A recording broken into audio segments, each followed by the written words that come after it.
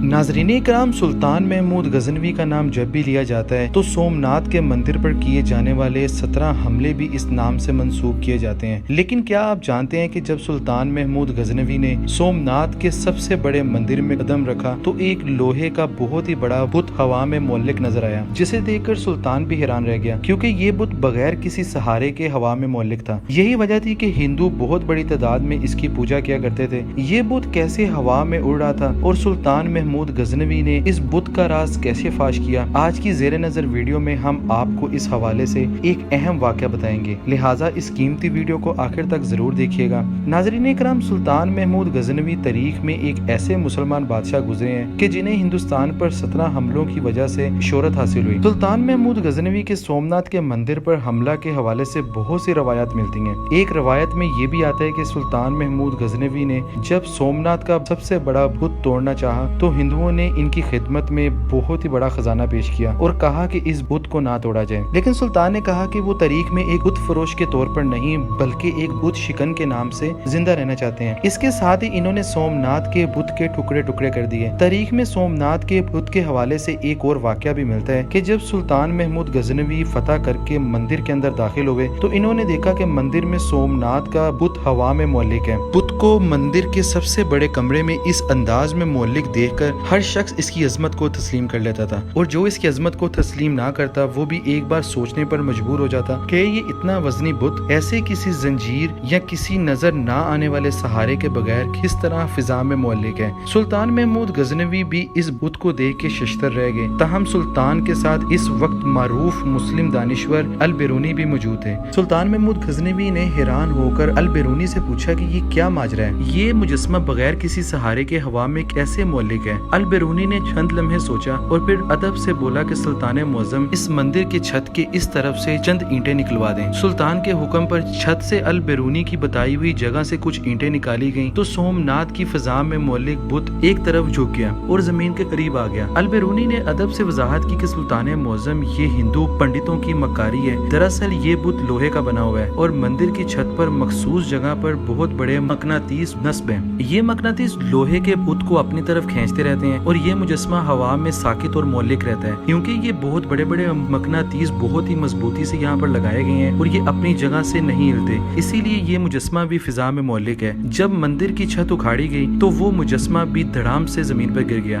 और फिर ईंटों का मुआयना किया गया तो अल बिरूनी की बात 100% दुरुस्त साबित हुई। प्यारे साथियों, मौजूदा दौर की बात की जाए तो आज के अक्सर हिंदू ये ख्याल करते हैं कि सुल्तान महमूद गजनवी ने फिरका वाराना तासुब की वजह से सोमनाथ के मंदिर पर हमला किया था और इसी हमले के बाद हिंदुस्तान में हिंदू मुस्लिम फसादात का आगाज हुआ। लेकिन तारीख का मुतालिया बताता है कि ऐसा नहीं है। सोमनाथ के मंदिर और महमूद गजनवी के हमले में लूट मार के सिलसिले में इतना झूठ बोला गया कि अब भारत के हिंदू इसे तारीख का स्याह बाब कहते हैं। लेकिन हिंदुस्तान के रोमेला थापड़, जो कि एक मुसन्निफ मिजाज बहारती और एक तारीख दान है, और ईरान के खतीम मखतूलात के मुताले के बाद इस झूठ से पर्दा उठाती है कि इस मुजस्मे को 7वीं सदी ईस्वी में सोमनाथ के मुकाम पर लाया गया था, जो इस वक्त भारत का एक छोटा सा गांव था, लेकिन ये तिजारत का एक अहम मुकाम भी था। रोमेला थापड़ ने एक हस्बे के मुताले के बाद ये वाकया बयान किया कि इस इलाके में ब्राह्मणों ने एक ईरानी व्यापारी को सोमनाथ की हदूद में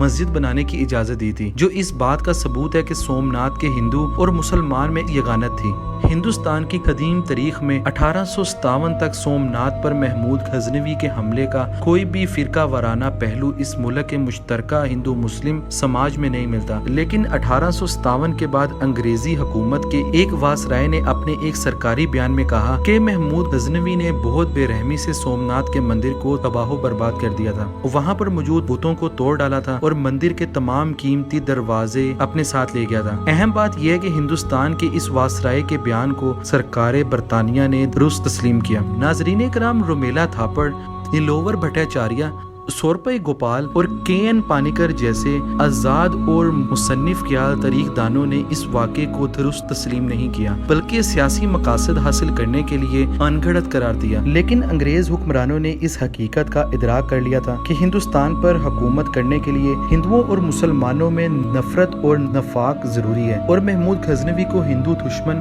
और बुत शिकन करार देने से हुक्मरानी के मकासद हासिल किए जा सकते हैं। और चुनाचा एलन ब्रो जैसे हुक्मरानों ने इन حصے کو خوب ہوا دی اور اس واقعے کو تاریخ کی کتابوں میں شامل کیا گیا اور دونوں قوموں کے معصوم بچوں کے ذہنوں سے محبت کو نکال کر اس آلودہ واقعے کو شامل کیا گیا۔ محمود غزنوی اور سومناتھ کے مندر کے بارے میں ایلن برو نے اضافی افسانہ گڑھا تھا اور جس کا پروپوگنڈا قریباً 1 صدی تک ہوتا رہا۔ اسی نے ہندوستانی سیاست کو خوب آلودہ کیا اور بھارت کی فرقہ پرست تنگ نظر جماعتوں نے، جن میں بی جے پی بھی شامل ہے، خوب فائدہ اٹھایا۔ اور اسی ضمن میں ایک انتہائی مناسب سیاستدان ایم منشی کا ذکر بھی ضروری ہے کہ جس نے سومناتھ کے مندر پر مبینہ شکستگی اور لوٹ خسوٹ کا افسانے کے انداز میں فروغ دیا اور سیاسی تعاقب کو سومناتھ مندر کے اس من گھڑت واقعے کے ساتھ جوڑ دیا۔ لیکن رومیلا تھاپڑ جیسے تاریخ دانوں نے سچ کو پردہ پوش رہنے نہیں دیا۔ معزز دوستو، سومناتھ مندر کے حوالے میں رومیلا تھاپڑ نے 2005 میں ایک کتاب سومناتھ کی ایک تاریخ کئی آوازیں لکھی تھی، جس میں انہوں نے سلطان محمود غزنوی کے سومناتھ مندر پر حملے کا تفصیل کے ساتھ ذکر کیا تھا۔ رومیلا تھاپڑ کے مطابق سومناتھ مندر پر حملے اور اس کے سب سے بڑے بت کو توڑنے کے واقعے کو بھارت میں ہندو مسلم تفریق کا ایک کلیدی لمحہ بتایا جاتا ہے، کہ جبکہ حقیقت میں اس زمانے میں اس کی شاید اتنی اہمیت نہیں تھی۔ برطانوی راج میں سب سے پہلے انگریزوں نے اس واقعے کو ہندو مسلم تفریق کے طور پر پیش کیا تھا۔ اس کے بعد بہت سے لوگ اپنے اپنے نظریات کے مطابق اسے اپنی ہی رائے کے مطابق استعمال کرتے تھے۔ 11ویں سے 15ویں صدی عیسوی تک اس واقعے کی کوئی خاص اہمیت نہیں تھی اور مقامی ذرائع اور دستاویز میں اس کا معمولی سا ذکر ہے کہ اس زمانے میں اور اس ماحول میں مندروں کی تباہی، لوٹ مار اور پھر مرمت عام تھی۔ رومیلا تھاپڑ نے سینکڑوں کتابوں، مقالوں اور قدیم سنگی خطبوں کے حوالے سے یہ حقیقت دریافت کی کہ سومناتھ کے مندر سوم شاور اور دیو بٹن کے نام سے بھی مشہور تھا۔ ان زمانوں میں بڑے اور اہم مندروں کی جگیریں ہوتی تھیں اور ان کے اندر نذرانوں کی صورت میں جمع شدہ بے پناہ دولت ہوتی تھی، یہاں تک کہ جب کوئی ہندو راجا بھی ان خطوں میں جلگار کرتا تو وہ بھی ان مندروں کو لوٹتا تھا اور اکثر اپنی فتح کی نشانی کے طور پر وہاں پر رکھے گئے مجسموں کو اپنے ساتھ لے جایا کرتے تھے۔ رومیلا کے مطابق سلطان محمود غزنوی نے بھی وہی کچھ کیا اور اس سے پہلے ہندو راجا بھی ایسا ہی کیا کرتے تھے اور اس حملے سے اس دور میں کوئی بھی تفریق نہیں پھیلی۔ اس حملے کی بنیاد پر ہندو مسلم فسادات ایک اندازے کے مطابق 4 صدیوں بعد شروع ہوئے اور یہ فسادات ہندو پنڈتوں کی جانب سے شروع کیے گئے جو آج بھی جاری و ساری ہیں۔ جی تو معزز دوستو، یہ تھی ہماری آج کی ویڈیو۔ اس حوالے سے آپ دوستوں کی رائے کیا ہے؟ اپنی رائے کا اظہار ویڈیو کے کمنٹ سیکشن میں ضرور کیجیے گا۔ آپ سے ملاقات ہوگی میری آنے والی اگلی ویڈیو میں۔ اب تک اپنا اور اپنے گھر والوں کا بہت سا خیال رکھیے۔ اللہ حافظ۔